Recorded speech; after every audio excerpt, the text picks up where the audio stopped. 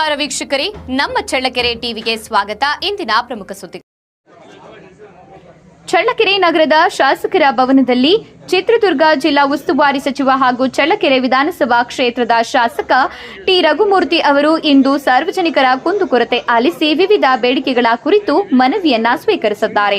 ನಗರ ಹಾಗೂ ತಾಲೂಕಿನ ವಿವಿಧ ಭಾಗಗಳಿಂದ ಆಗಮಿಸಿದ್ದ ಸಾರ್ವಜನಿಕರು ತಮ್ಮ ಸಮಸ್ಯೆಗಳನ್ನು ಸಚಿವರ ಗಮನಕ್ಕೆ ತಂದು ಅಗತ್ಯ ಕ್ರಮ ಕೈಗೊಂಡು ಬೇಡಿಕೆಗಳನ್ನು ಈಡೇರಿಸುವಂತೆ ಮನವಿ ಸಲ್ಲಿಸಿದ್ದಾರೆ.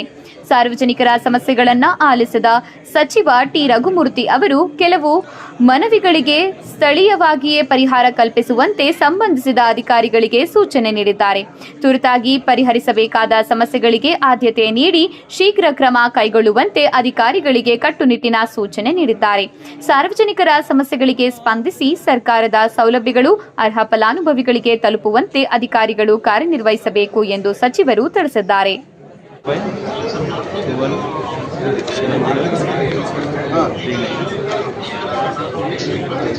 ಇಲ್ಲ ಅರ್ಜೆಂಟ್ ಬರ್ರಿ, ನಾನು ಬರ್ತೀನಿ. ಅದರೊಳಗೆ ನೀವು ಬಂದು ಇವಾಗ ನೋಡಿ, ನಾನು ಹೇಳಿಲ್ಲ ತಿಪ್ಪೇಸ್ವಾಮಿ ಚೇಂಜ್ ಮಾಡಬೇಡ್ರಿ ಹಿಂಗಾಗತ್ತಂತ.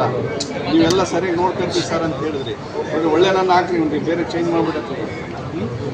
ಇವನ ಕೈಲಿ ಆಗಲ್ಲ, ಯಾಕಂದರೆ ಎಷ್ಟು ಜನ ಇದೆ ಮಕ್ಕಳು?